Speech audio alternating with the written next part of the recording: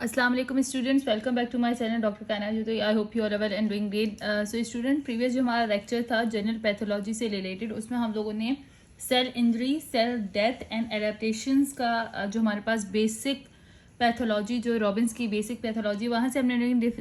जो है वो स्टार्ट किया था उस चैप्टर का। और हम लोगों ने basic terminology, aetiology and pathogenesis को डिस्कस किया था। अब जो हमारा मेन टॉपिक है,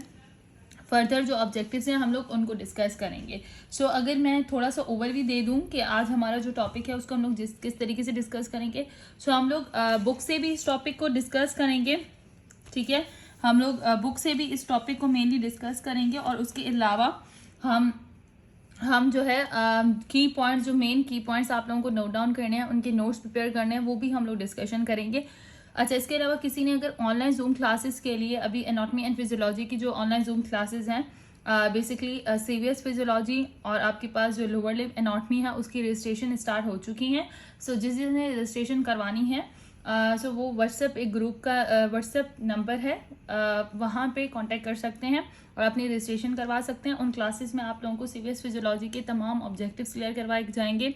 और एमसीक्यूज की प्रिपरेशन करवाई जाएगी। एंड एग्जाम्स में किस तरीके से आपके सीक्वेंस क्वेश्चंस एंड एमसीक्यूज आते हैं, वो सारी चीज़ें डिस्कस होंगी और चैप्टर्स की पूरी गाइडलाइन आपको प्रोवाइड की जाएगी। और उसके अलावा लोअर लिम्ब एनाटॉमी के भी जितने टॉपिक्स हैं वो सारी चीज़ें भी डिस्कस की जाएंगी। तो अगर किसी ने रजिस्ट्रेशन करवानी है तो इस वीडियो की डिस्क्रिप्शन में मैं वो नंबर शो कर दूंगी, आप लोग वहाँ पे जाके अपनी इन्फॉर्मेशन हासिल कर सकते हैं रजिस्ट्रेशन से रिलेटेड। अच्छा, जो आज का मेन पॉइंट है वो बेसिकली हम लोगों ने जो की पॉइंट डिस्कस करने हैं, पहले मैं वो बता देती हूँ। आज का हमारा जो ऑब्जेक्टिव्स है उसमें सबसे पहले हम लोग होम्योस्टेसिस का जो की कंसेप्ट है जो यहाँ पे डिस्कस किया गया है होम्योस्टेसिस से रिलेटेड, वो डिस्कस करेंगे। देन हम लोग कॉजेज ऑफ सेल स्ट्रेसेस, जो बेसिकली सेल की स्ट्रेसेस हैं जो सेल इंजरी कॉज करवाते हैं, किन रीजंस की वजह से सेल इंजरी जो है अकर होती है, वो सारे सेलुलर जो हमारे पास सेल के स्ट्रेसेस हैं, लाइक हमारे पास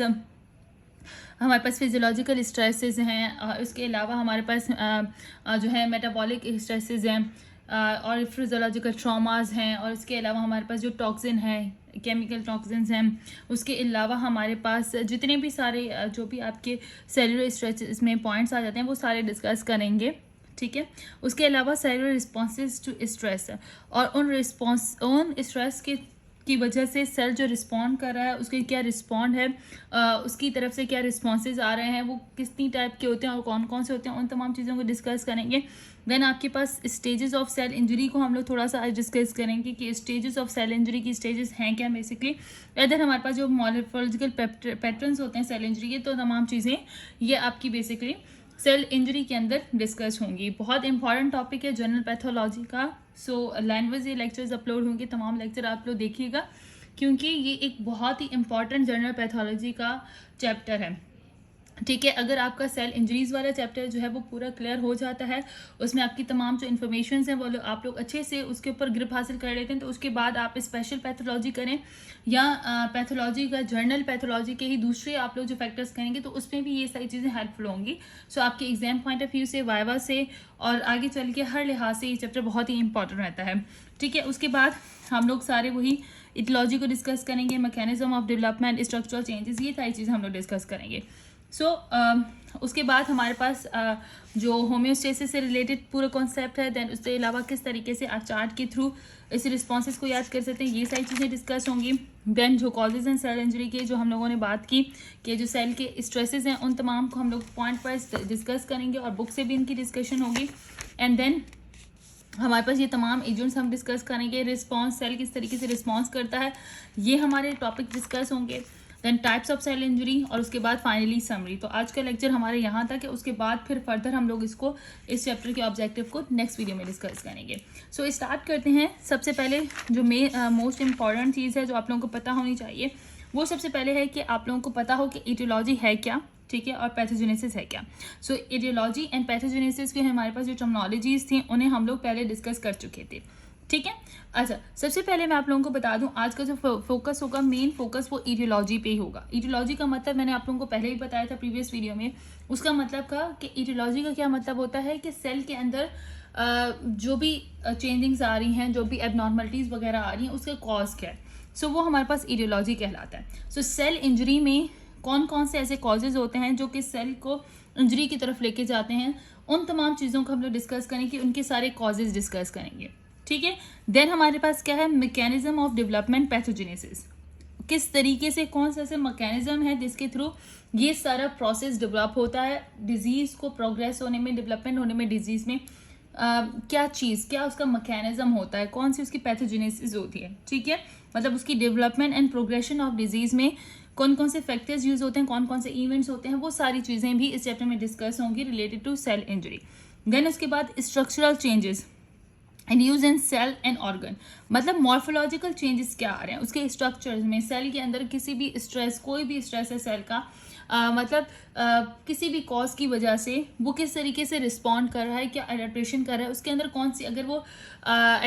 एडेप्टेशंस की तरफ जा रहा है तो फिर उसके स्ट्रक्चर में कैसे चेंजेस आ रहे हैं, अगर वो सेल डेथ की तरफ जा रहा है तो कौन से चेंजेस आ रहे हैं, ये तमाम चीज़ें ऑर्गन के अंदर, सेल के अंदर, टिश्यू के अंदर क्या चेंजेस आ रही हैं स्ट्रक्चरली, वो किस तरीके से अपने आप को बेसिकली चेंज कर रहा है, वो सारी मॉर्फोलॉजी डिस्कस करेंगे। देन उसके बाद हम लोग functional consequences, clinical significance discuss करेंगे कि उसके फंक्शन में क्या प्रॉब्लम्स आ रही हैं, किस तरीके से वो फंक्शन कर रहा है, अगर वो सेल इंजरी की तरफ जा रहा है या सेल डेथ की तरफ जा रहा है तो अब सेल किस तरीके से रिस्पॉन्ड करेगा, वो सारी चीज़ें डिस्कस करेंगे लास्ट वीडियो में। अच्छा, यहाँ तक जो पैराग्राफ है आपके पास, यहाँ तक, यहाँ से लेके यहाँ तक, यहाँ पे सिर्फ आप लोगों ने पैथोजेनेसिस और इडियोलॉजी की जो ये दो मैंने यहाँ पे लाइंस मार्क किए, ये डेफिनेशन इडियोलॉजी की एंड पैथोजेनेसिस की, बस आपने ये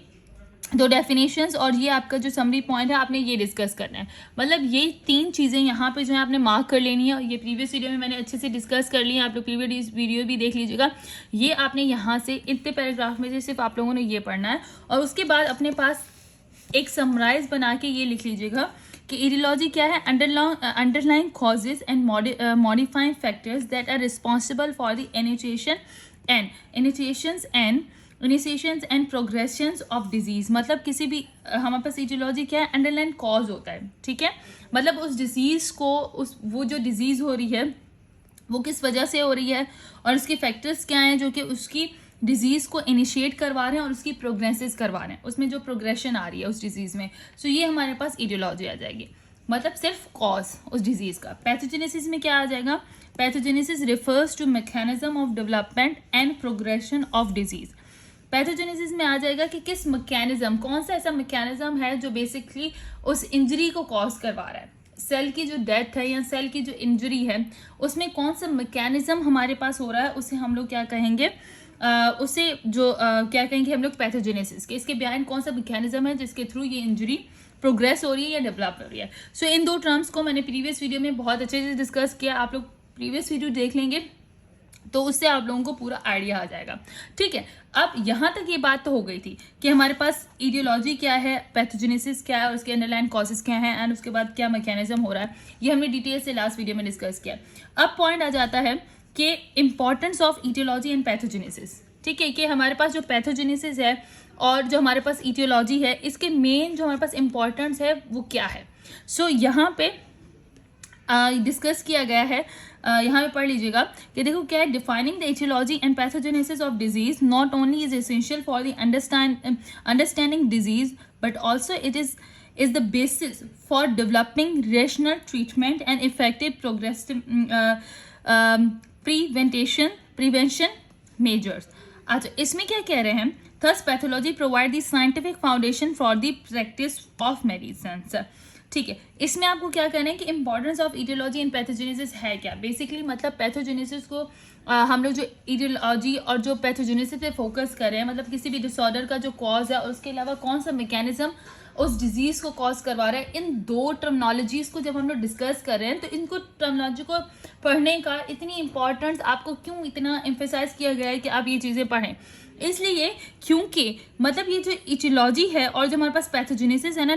डिजीज़ की, वो बेसिकली आपको एक इसेंशियल मतलब अंडरस्टैंडिंग प्रोवाइड करती है कि अब उस डिजीज़ का आपको कॉज पता चल गया, ठीक है, आपको पता चल गया, कॉज भी पता चल गया और मैकेनिज्म भी पता चल गया। तो किसी भी डिसऑर्डर का अगर आपको कॉज पता चल जाता है तो आप इजीली आपको पता है ना कि हमें अब फॉर एग्जांपल अगर कोई भी चीज़ स्मोकिंग की वजह से हो रही है, कोई भी रेशनल चेंजेस आ रहे हैं, तो आपको पता है कि हमारे पास कोई भी डिजीज़ अगर स्मोकिंग की वजह से हो रही है तो अब हमें पेशेंट को किस तरीके से ट्रीट करना है कि अब वो स्मोकिंग ना करे, ठीक है। और ऐसे एजेंट जो उसको वो डिसऑर्डर करवा रहे हैं, हम उसको रोक सकते हैं, उसको प्रिवेंट कर सकते हैं, ठीक है। उसको कह सकते हैं कि सजेशन देंगे कि अब आपने ये चीज़ें अपने लाइफ स्टाइल से बिल्कुल चेंज कर लेनी है, ताकि हम उसके जो कॉज है उसको ही ख़त्म करें, ठीक है, उसके ऊपर वर्क करें। देन उसके बाद मैकेनिज्म, उसके पीछे क्या मैकेनिज्म है, क्या चेंजिंग्स आ रही है, हम ऐसी मेडिसिन देंगे, इस तरीके से उन्हें ट्रीट करेंगे कि फॉर एग्जांपल अगर मैं बता दूं कि आपकी बॉडी में पोटेशियम का लेवल ज़्यादा हो रहा है, तो हम ऐसे डायूरेटिक्स देंगे जो कि पोटेशियम जो हमारी बॉडी में ज़्यादा हो रहा है वो उसके इनटेक को रोकते हैं। वो पोटेशियम सोडियम और क्लोराइड के जो चैनल्स काम करें आपस में, वहाँ पे जो पोटेशियम चैनल का काम है वो उस चैनल को रोकते हैं, ठीक है। तो ऐसे हम लोग मेडिसिन देंगे। तो इसकी वजह से क्या हो जाएगा कि अगर आपको कॉज पता है और उसकी वजह से आपको अगर उसकी पैथोजेनेसिस का मैकेनिज्म पता है, तो उन दोनों की हेल्प से एक बेटर ट्रीटमेंट प्रोवाइड किया जा सकता है। उस डिसऑर्डर की उस डिजीज से आपको प्रिवेंशन, उसकी इफेक्टिव प्रिवेंशन हो सकती है, ठीक है। उसके अलावा उसका ट्रीटमेंट जो है वो लाइन अप अच्छे तरीके से हो सकता है। इसलिए इन दो टर्मिनोलॉजीज पे बहुत ज़्यादा फोकस किया जाता है। उसके अलावा आप स्पेशल पैथोलॉजी में भी आगे जैसे जैसे जाते जाएंगे तो ये दो टर्म्स, इनसे आप ज़्यादा फेमिलियर होते जाएंगे, क्योंकि हर डिजीज़ में आपको उसकी एटियोलॉजी भी पता होनी चाहिए, उसमें आपको उसकी जो है, इसके अलावा उसका जो मेन जो पैथोजेनेसिस का मैकेनिज्म है, ये दोनों चीज़ें आप लोगों को पता होनी चाहिए, ठीक है। अब क्या है, to render diagnosis and guide therapy in clinical practice, pathologist identify changes in the growth or microscopic appearance, morphology of cells and tissues, and biochemical alteration in body fluids such as blood and urine. Pathologists also use a variety of morphological, molecular, and other techniques to define the biochemical structure and functional changes that occur in a cell, tissue, and organ in response to injury. We begin in this chapter with the discussion of cellular abnormalities and use a variety of internal, genetic, and external environmental abnormalities and stresses. अब यहाँ पे क्या बता रहे हैं कि देखो वही बात कि पैथोलॉजिस्ट का क्या काम होता है, बेसिकली वो आइडेंटिफाई करता है कि ग्रॉस और माइक्रो, मतलब किसी भी सेल, टिश्यू या उस सेल के अंदर या उस टिश्यू के अंदर या उस जो हमारे पास ऑर्गन है उसके अंदर क्या मॉर्फोलॉजिकली ग्रोस, माइक्रोस्कोपली और ग्रोस जो चेंजिंग्स आई हैं, उसके स्ट्रक्चर्स में क्या चेंजेस आई हैं, उसके अंदर क्या बायोकेमिकल अल्टरेशंस आई हैं, उन तमाम चीज़ों को वो क्या करता है, आइडेंटिफाई करता है, ठीक है। Such as for example blood हो गया, यूरिन हो गया, इन तमाम चीज़ों को वो इन्वेस्टिगेट करता है कि अब किस डिसऑर्डर की वजह से उसको कौन कौन से उसकी बॉडी में चेंजेस आ रहे हैं। ऑब्वियसली अगर किसी स्ट्रेस से कोई सेल जो है, अगर किसी भी वजह से उसके ऊपर कोई भी चेंजिंग्स आ रही होंगी, कोई भी फैक्टर या फिर कोई भी कॉज हो, कोई भी वायरल इन्फेक्शन हो सकता है, कोई भी बैक्टीरियल इन्फेक्शन हो जाता है, उसकी वजह से अब बॉडी में, उसके सेल्स के अंदर, आप उसकी बॉडी के अंदर क्या चेंजिंग्स आ रही है, वो सारी चीज़ें डायग्नोस होंगी, ठीक है, पैथोजेनेसिस। इसके अलावा जो पैथोजेनेसिस होते हैं also use a variety of morphological, molecular and other techniques to define the biochemical